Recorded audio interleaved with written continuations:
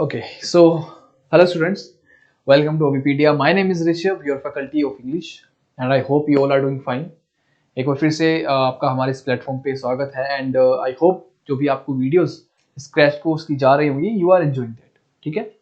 And one more thing, अगर आपको ये वीडियोस हेल्पफुल लग रही है प्लीज इनको अपने दोस्तों के बीच में शेयर करिए और अच्छे से इनको देखिए, फॉलो करिए और हमें सपोर्ट करते रहिए, ठीक है। आज के इस सेशन में हम लोग क्या करेंगे, क्लोज टेस्ट और साथ में सेंटेंस अरेंजमेंट। ओके, इस क्वेश्चन में मतलब इस सेशन में जो भी हम लोग पढ़ेंगे उसको आप अच्छे से इंप्लीमेंट करिएगा प्लीज, क्योंकि सेंटेंस अरेंजमेंट की कुछ एक आपको मैं टिप्स दूंगा कैसे उसको अप्रोच करेंगे, कैसे हम उसको डील करेंगे, सो दैट क्योंकि जितनी प्रैक्टिस करोगे आप इन चीजों की उतना ही आप बाकियों से आगे हो जाओगे, क्योंकि सेंटेंस अरेंजमेंट, क्लोज टेस्ट और कॉम्प्रिहेंशन हमें हेल्प करेगा, मेंस में एक एज देगा, लाइक ठीक है। काफी क्वेश्चंस आते हैं इनसे। चलिए फिर स्टार्ट करें हमारा सेशन विदाउट एनी डिले। चलिए फिर okay, so before starting the session एक इंफॉर्मेशन है आपके लिए मेरे पास में कि अबीपीडिया आपके लिए एक टेस्ट सीरीज लेकर आया है जिसमें कि यू आर गेटिंग 10 टेस्ट जो कि सेक्शनल टेस्ट भी होंगे, जिसमें जैसे 30 क्वांट के, 30 रीजनिंग के टेस्ट, ठीक है। इनमें आप क्या कर सकते हो, अपनी जो परफॉर्मेंस है उसको एनहांस कर सकते हो, ठीक है। एंड आपको वीडियो सॉल्यूशंस भी मिलेंगे, ठीक है। क्वांट के लिए जो भी क्वेश्चंस में आपको किसी भी क्वेश्चन में डाउट आएगा या कोई भी ऐसा क्वेश्चन जिसमें आपको लगता है कि पता नहीं कैसे कराइए सॉल्यूशन, पीडीएफ तो मिलेगा, but other than that you will also get the video solution, so it's a very good thing, ठीक है। You can go for the same, ठीक है। This is your price and you can avail the for it, okay. And आपके लिए एक और चीज है, we have a WhatsApp group जिसमें कि कुछ एस्पिरेंट्स, टीचर्स, जो भी हमारी फैकल्टी मेंबर्स हैं वो भी उसमें रहेंगे and you can ask your doubts, right.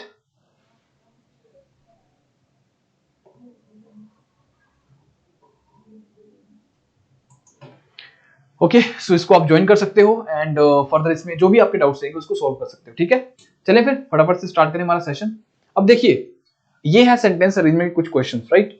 अब इसमें आपकी जो अप्रोच होनी चाहिए वो कैसी होनी चाहिए उसको समझो जरा। सबसे पहले आपको क्या करना है, ऑप्शंस को देखना है एक बार, राइट। एक बार ऑप्शंस को देखिए, क्यू से स्टार्ट होगा, क्यू से स्टार्ट होगा, एस से स्टार्ट होगा, पी से स्टार्ट होगा, ठीक है। एक बार आपने ऑप्शंस को देखा, फिर अपने आना है किस पे, जो आपको सेंटेंसेस दे रखे हैं। अब देखो एक चीज बताओ मुझे, इस सेंटेंस को आपने देखा, एक में 1993 की बात कर रहा है, ठीक है। The reports in the 30 years since, अब यहाँ पे 30 इयर्स सिंस की बात कर रहा है, तो फिर बोलता है the world got a wake up call in 1993, फिर में यहाँ 1993 आ रहा है और यहाँ पे करंट गोल की बात कर रहा है। तो मुझे एक चीज बताओ, जो करंट सिचुएशन की बात हम लोग करते हैं, ठीक है, वो करंट सिचुएशन की बात हम तभी करते हैं जब हम पास्ट की बात कर चुके होते हैं। इज इट क्लियर, ठीक है। तो कहीं ना कहीं जो एस है वो मेरा सबसे लास्ट में आएगा, क्योंकि 30 इयर्स की बात कर रहा है, यहां पे भी 1993, तो एस मेरा सबसे लास्ट में आएगा, ठीक है। समझ आ गया बात। तो एस एक इसमें लास्ट में है, एक इसमें लास्ट में है, ठीक है। अब मुझे देखना कि एस से पहले क्या आ सकता है, या फिर सेंटेंस मेरा किससे स्टार्ट हो सकता है। अब बोलता है कि the response in the 30 years since, कब से एक बात कर रहा है, सिंस मतलब कुछ उसने हमें इंफॉर्मेशन दी होगी। सिंस हम कब यूज करते हैं, पॉइंट ऑफ टाइम के लिए, तो इसका मतलब कि उसने हमें कुछ ना कुछ पॉइंट ऑफ टाइम दिया होगा। Yes definitely we do have that. क्या तो बोलता है the world got wake up call in 1993 about tuberculosis, ठीक है। इसका मतलब अब यहां तो मेरा सेंटेंस पी से स्टार्ट होगा या क्यू से स्टार्ट होगा, ठीक है। फिर बोलता है द 1993 वर्ल्ड डेवलपमेंट रिपोर्ट, ठीक है ना। अब इस चीज को समझो, ये तो 1993 डेवलपमेंट रिपोर्ट आई, तो पहले इसके बारे में या तो हमारे पास इंफॉर्मेशन होगी या फिर कुछ ना कुछ उसके रिलेटेड हमारे पास होगा, क्योंकि यहां पे द लगा है, स्पेसिफिक रिपोर्ट के बारे में बात कर रहा है। किस रिपोर्ट के बारे में बात कर रहा है, टीबी ट्रीटमेंट, जिसके बारे में यहां पे ऑलरेडी बात हो चुकी है। तो कहीं ना कहीं ये होगा, क्यू के बाद में आएगा आपका आर, ठीक है। क्यू के बाद में आर, फिर पी, फिर एस, ठीक है। क्योंकि सिंस तभी हम 30 सालों से बात कर रहे हैं ना, 1993 के बाद में 30 साल जोड़ेंगे हम लोग, फिर जाके इसको हम ऑप्शंस के साथ देखते हैं। एक मिनट, ये क्या हुआ इसको,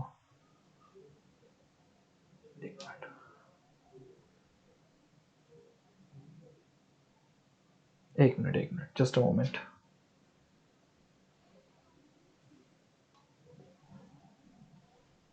चलिए ठीक है, तो Q R QRPS, option A is the right answer. ठीक है, ये हमारा ऑप्शन हो जाएगा। एस मैंने आपको बताया था स्टार्टिंग में सबसे लास्ट में आएगा। ठीक है ना, चले फिर इसका आंसर देखते हैं एक बार। Yes, option A is the right answer. Okay, next देखिए, क्वेश्चन नंबर 2 बोलता है it was a West Indies attempting to rebuild with a younger side led by Clive Lloyd, Garry Sobers and Rohan Kanhai had played the previous test against England in Trinidad. ठीक है, ये इसके बारे में the visitors were going through. ठीक है, the first test I watched from. Okay, अब एक चीज देखो, यहां पे इट का यूज हुआ है। अब इट का मतलब किसी चीज के लिए यूज करना होगा इसको, तो मैं पी से स्टार्ट नहीं करूंगा, यहां पे पी ऑप्शन में है भी नहीं। एस एस आर आर, या तो आर से स्टार्ट होगा या फिर एस से स्टार्ट होगा। ठीक है ना। ओके, तो बोलता है कि एक बार इसको चेक कर लेते हैं। अब देखो मेरे साथ में, यहां पे आर एस, ठीक है, आर एस और कहीं पे आर एस है नहीं। ठीक है, आर पी या फिर पी आर कहीं पे होगा नहीं, ये भी नहीं है। चलो, तो एक बार चेक ही कर लेते हैं कि आर से स्टार्ट होगा कि एस से स्टार्ट होगा। तो दोनों को पढ़िए। The visitors were going through a dip then कब की बात कर रहे हैं?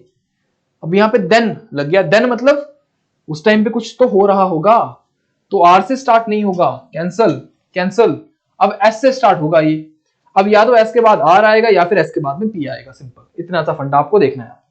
The first test I watched from the first ball to the last was India versus West Indies in Bengaluru in November 1974। ठीक है, समझ आ गया किसके इसके बीच में? India versus West Indies. It was a West Indies attempting to rebuild with a younger side led by Clive Lloyd. ठीक है, अब या तो मैंने बोला एस के बाद में पी आएगा या फिर आर आएगा, पी और आर। तो visitors were going through a dip then. ठीक है, तो कुछ तो हुआ होगा डिप देन। ठीक है, Garry Sobers and Rohan Kanhai played the previous test against England in Trinidad. ठीक है, सो यहां पे चांसेस है कि आपका एस के बाद में पी आएगा, क्योंकि विजिटर्स की बाद में बात करेगा। पहले वो यहां पे क्रिकेट की बात चल रही है तो प्लेयर्स की बात करेगा, कैसे कैसे उन्होंने डील करा, ठीक है, उसकी बात करेगा। उसके बाद में जाके पी की बात, आर की बात करेगा। ठीक है, समझ आ गया। सो एस पी आर क्यू हो सकता है। एक बार चेक कर लेते हैं इसका आंसर सी। ओके, एक मिनट, चलिए एक बार चेक कर लेते हैं इसको। वैसे देखो, सबसे पहले तो इतना तो क्लियर हो गया कि एस से आपका सेंटेंस स्टार्ट होगा। ठीक है, बोलता है एस से आपका सेंटेंस, अब एस आर या फिर एस पी। चलो, बोलता है the first test I watched from the first ball to the last ball. ठीक है, and that was between India and Pakistan, sorry, India and West Indies Bengaluru in November 1974। ठीक है, ओके। फिर बोलता है the visitors were going through dip then. चलो एक बार ज्वाइन करके देखो इसको। The visitors were going through dip then. ठीक है, Garry Sobers and Rohan Kanhai had played the previous test against England in Trinidad but were no longer part of the team. It was a West Indies attempting to rebuild with a younger side led by Clive. मतलब बोलता है कि उन्होंने अच्छा perform करा but फिर भी। अब इसको एक चीज देखो, अब यहाँ पे अगर ये ऑप्शन सी होगा तो क्यों होगा और ये क्यों नहीं होगा? क्योंकि यहाँ पे बोलता है गैरी सोबर और रोहन जो थे इन्होंने अच्छा परफॉर्म करा टेस्ट में, बट स्टिल इनको क्या थी टीम में, they were not the part of the team. क्यों नहीं थे part? Because it was a West Indies attempting, वो क्या अटेम्प्ट कर रहे थे? They were attempting to rebuild.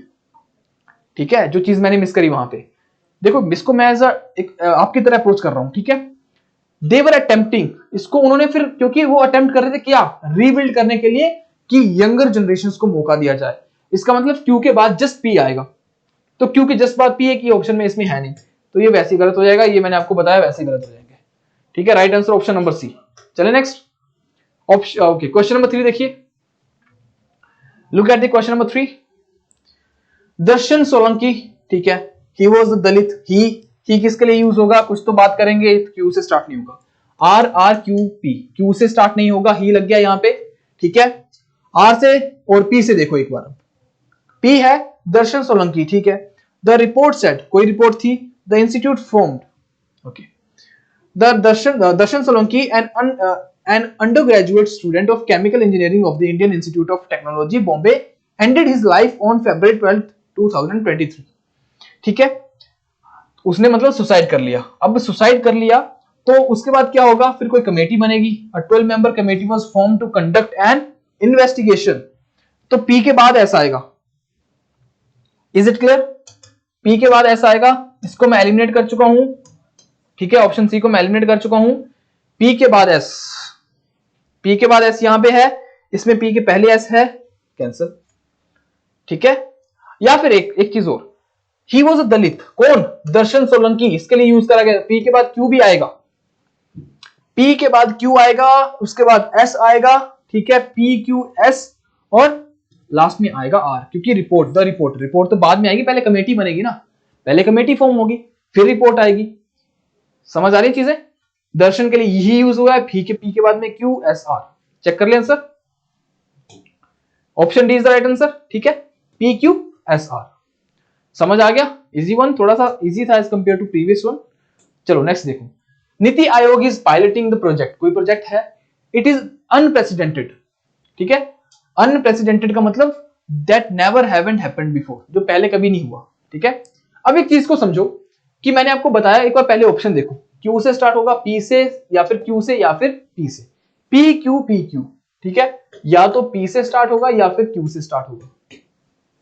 समझ आ गई बात?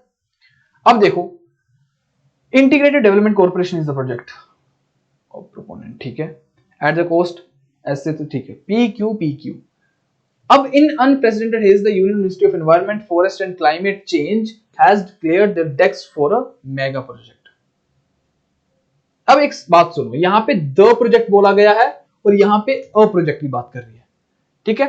तो ये द प्रोजेक्ट किसी स्पेसिफाइड प्रोजेक्ट के लिए बोलेगा, ठीक है, तो वो प्रोजेक्ट कौन सा है? वो एक मेगा प्रोजेक्ट है, ठीक है। नीति Aayog is piloting the project and the Andaman and Nicobar islands, ठीक है।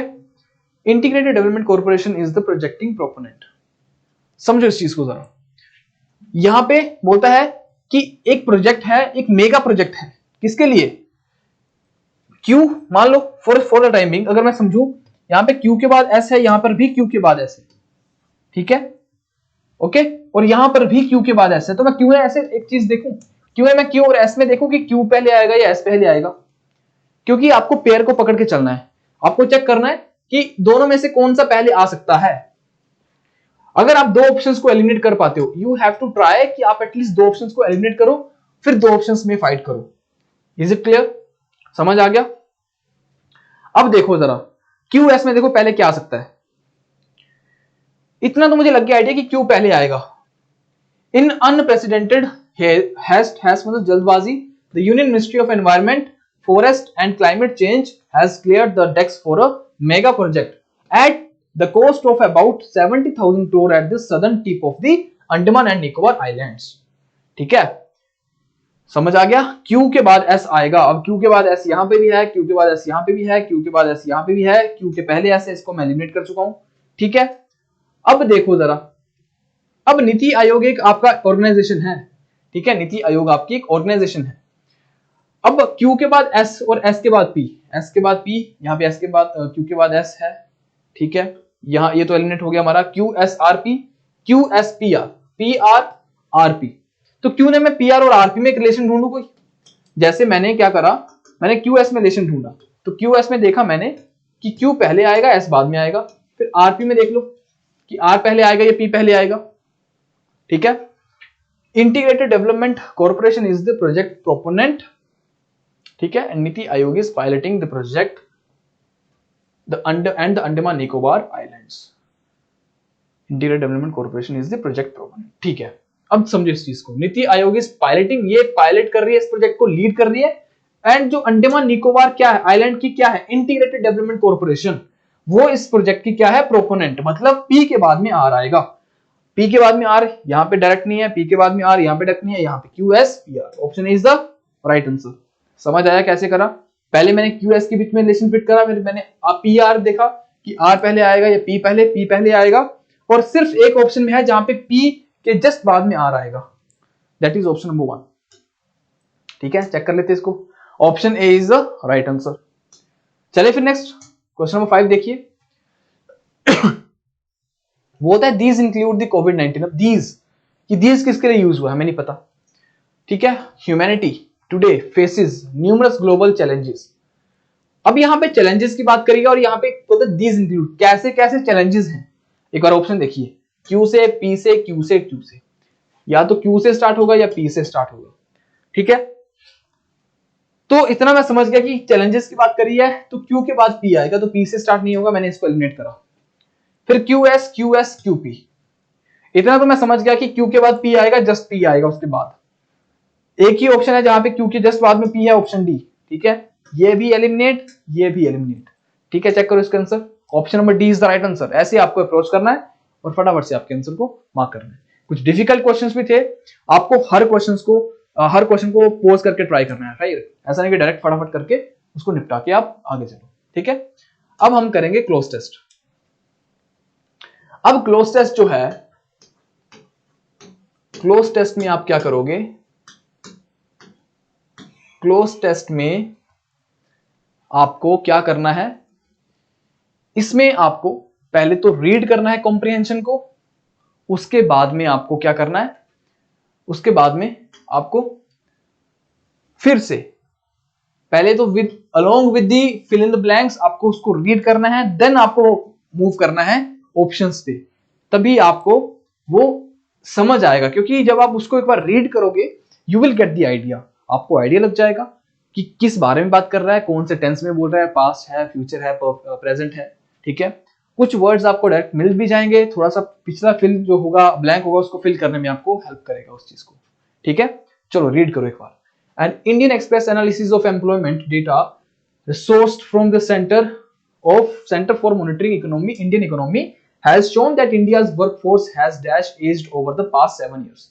Data shows that the share of India's youth defined as those between ages 15 and 29 has fallen from 25% in 2016-17 to just 17% at the end of 2023. Further, even the share of those falling in the next 15-year age bracket 30 to 44 years has fallen from 38% to 33% over the same period. Dash, the share of these two categories has shrunk. That of the oldest dash 45 years and above has grown from 37% to 49%. In other words, just in the past 7 years, India's workforce has aged so much that the share of people 45 years and older has gone from 1/3 to almost 1/2. Another way to look at this result is that the Indian youth is increasingly getting dash of the job market. ठीक है, in fact the one cohort that seems, one cohort का मतलब क्या होता है बताएगा मुझे कोई, इसका मीनिंग बताइएगा, कमेंट करिएगा। ठीक है, that one cohort seems to be doing the best, that is both in terms of proportion as well as absolute numbers, और वो क्या है, is the age bracket of 55 to 59 years. Paragraph समझ आ गया, कुछ लेबर की बात कर रहा है कि कुछ श्रंक हुई है कहीं पे, थोड़ी सी बड़ी है कहीं पे, एज ग्रुप की बात कर रहा है। अब हमें इनके फिल इन द ब्लैंक को फिल करना है। ठीक है, एक मिनट, इसको मैं इरेज कर देता हूं। फर्स्ट क्वेश्चन देखो मेरा, फर्स्ट क्वेश्चन आपका है रैपिडली, नोटेबली, अनलाइकली या फिर पेनोप्ली। पेनोप्ली का मतलब क्या होता है, इसका मतलब होता है एक्सटेंसिव कलेक्शन। इसका मतलब लिखता हूं यहां पे, एक्सटेंसिव कलेक्शन, छोड़ रहा है पता नहीं क्यों, एक्सटेंसिव कलेक्शन इसको लिख देता हूं यहां पे, कलेक्शन। और वो कलेक्शन कुछ भी हो सकती है, बट किस चीज की, सिमिलर कैरेक्टरिस्टिक्स की, with similar characteristics, right, similar characteristics की कलेक्शन। मतलब कुछ ऐसे लोग भी हो सकते हैं जिनकी कैरेक्टरिस्टिक्स सिमिलर है, राइट, कुछ भी ऐसी कलेक्शन। ठीक है, चलो अब रैपिडली, नोटेबली, अनलाइकली या फिर पेनोप्ली, क्या मीनिंग होगा इसको बताओ मुझे, फटाफट से कमेंट करेंगे। ठीक है, पहले पॉज करेंगे वीडियो को, आंसर करेंगे खुद का, फिर मेरा आंसर देखेंगे। An Indian Express analysis of employment data sourced from the Center for Monitoring Indian Economy has shown that India's workforce has aged over the past 7 years. आपने यहाँ पे एक चीज देखी थी, ये को इसलिए बोलता हूँ पैराग्राफ को पहले पूरा पढ़ो। बोला 45 years and above dash has grown from 37% to 45। तो जो एज्ड वाले जो ग्रोथ है वो कैसी हुई है, रैपिडली बढ़ी है। तो फर्स्ट में आएगा हमारा रैपिडली, रैपिडली आएगा इसमें, ठीक है, rapidly aged over the past 7 years, ठीक है ना। इसका आंसर हो जाएगा option number A, rapidly. Not notably, not unlikely, मतलब अनलाइकली जिसको मतलब थोड़ा सा अनप्रेसिडेंटेड लाइक, ठीक है, नेवर हैवंट हैपेंड बिफोर। पेनोप्ली आपको मैंने बता दिया, एक्सटेंसिव कलेक्शन ऑफ पीपल, ठीक है, या ग्रुप हो सकता है कोई या पीपल, ठीक है, एक्सटेंसिव कलेक्शन बोलते हैं वैसे इसको, ठीक है, सॉरी, इसका मतलब होता है extensive collection, not just similar characteristics but simply extensive collection, ठीक है। सेकंड देखो, when, while, like, where. Option देख लिया आपने, वापस से पैराग्राफ पे चलो, देखो जरा इसको, बोलता है, अब यहां से पढ़ना स्टार्ट करो। Dash has the share of these two categories has shrunk, that of the oldest dash 45 years and above has grown from. एक चीज समझो जरा, बोल रहे यहां पे तो कम हुआ बट यहां पे बढ़ा है। अब ऑप्शंस के हिसाब से क्या आना चाहिए, व्हेन, व्हाइल, लाइक, वेयर। क्या यहां पे व्हेन आएगा, when the share of these to, ठीक है, या फिर by the share of these to, ठीक है। तो एक चीज समझो, यहां पे कॉन्ट्राडिक्शन चल रही है कि यहां पे श्रंक हुआ है बट यहां पे जाके वो शेयर बढ़ गया। तो वाइल का मतलब आएगा, वाइल होता है जब हम कहीं पे कॉन्ट्रास्ट कर रहे हो, ठीक है, जहां पर भी कॉन्ट्रास्ट होगा वहां पर वाइल आएगा। तो वाइल का मतलब कि while the share of these two categories has shrunk, that of the oldest dash 45 years and above has grown from 37% to 49%। समझ आ गया?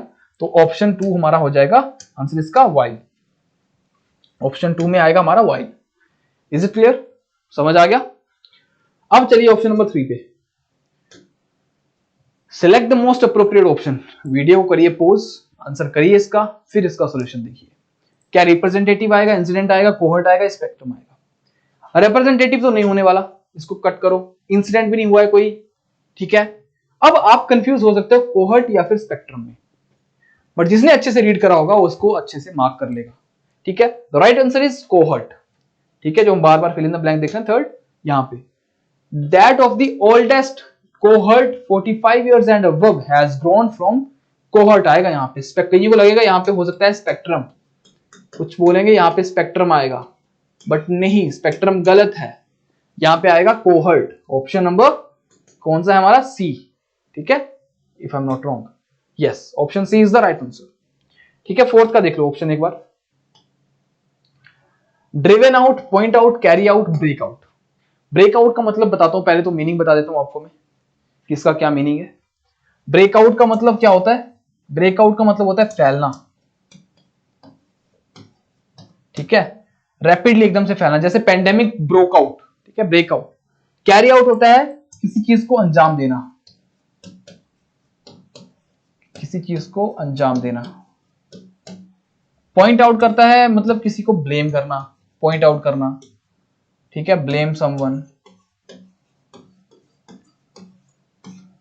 और ड्रिवन आउट का मतलब होता है फोर्स करना किसी को, टू फोर्स समवन, ठीक है, टू फोर्स समवन, किसी से कुछ काम करवाना है, कुछ भी करना जबरदस्ती, या उसको इतना पुश कर देना कि वो खुद मजबूर हो जाए उसको करने के लिए, ठीक है। चले फिर देखे क्या आएगा इसमें। देखो अब इसमें देखो जरा, कहां से स्टार्ट करें इसको, फिर बोलता है यहां से देखो। In other words, just in the past 7 years India's workforce has grown aged, has aged so much that share of the people 45 years and older has gone from 1/3 to almost 1/2. Another way to look at this result is that the Indian youth is increasingly getting, अब youth या तो छोड़ रहा होगा इसलिए उन पे load आ रहा है, ठीक है, या तो कुछ हो रहा होगा। तो पॉइंट आउट का मतलब मैंने बताया ब्लेम तो नहीं कर रहा इंडियन यूथ किसी को, गेटिंग ब्लेम नहीं, ठीक है। और सेकंड यहां पे आएगी वर्ब की थर्ड फॉर्म इसके बाद में, और वो सिर्फ एक ही है, दैट इज ड्रिवन आउट, ठीक है, ड्रिवन आउट। इसमें क्या है यहां पे, जस्ट अ मोमेंट, यहां पे लिखता हूं, सो ड्रिवन आउट, ठीक है, ओके, ड्रिवन आउट आ जाएगा। समझ आ गया ड्रिवन आउट क्यों आएगा? क्योंकि उनको फोर्स किया जा रहा है, या तो वो फोर्स हो रहे हैं, ठीक है, they are getting driven out of the job market, ठीक है ना। इनफैक्ट द वन कोहर्ट, ये तो मैंने ये देखो यहाँ पे कोहर्ट था इसलिए यहाँ पे कोहर्ट आएगा। कोहर्ट का मतलब होता है ग्रुप, कोहर्ट का मतलब होता है एक ऐसा group with similar characteristic, group with similar characteristics, ठीक है ना, group with similar characteristics, with similar characteristics. Okay, तो ये हमारा पैरा था, ये हमारा था क्लोज टेस्ट। आई होप समझ आया होगा, ठीक है, इसको अच्छे से समझेंगे और थोड़ी प्रैक्टिस करेंगे, राइट, ठीक है ना। चले फिर आज की सेशन को एंड करते हैं, and I hope you like the session, ठीक है। If you do like the session please इसको अपने दोस्तों में शेयर करिए और इन सेशंस को सपोर्ट करिए, ठीक है ना। बने रहिए अभी पीडीए के साथ में, a lot of new things will coming soon, right, and आपके एग्जाम में वो एक्सेल करने के लिए आपको हेल्प करेंगे, ठीक है। मिलते हैं नेक्स्ट सेशन में, till then take care, bye bye, thank you very much.